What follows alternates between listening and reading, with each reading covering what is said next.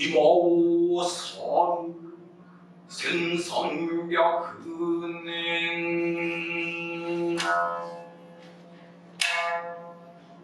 소마리 메이노 야마토노国諸しの文化輸入の大事業遣唐使の出発にうと12回木造船に身を委ね高張り上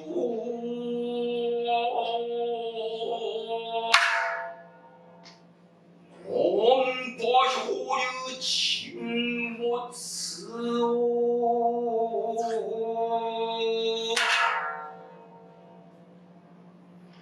余儀なく去りし遣唐船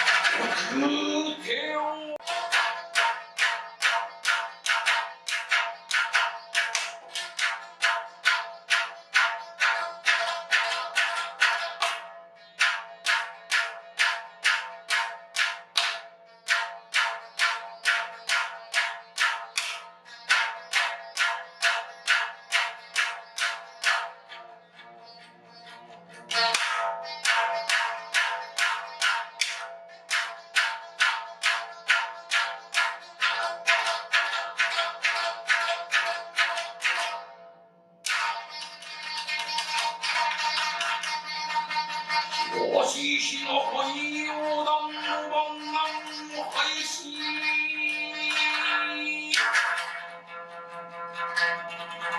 大須高校に投与して党員一同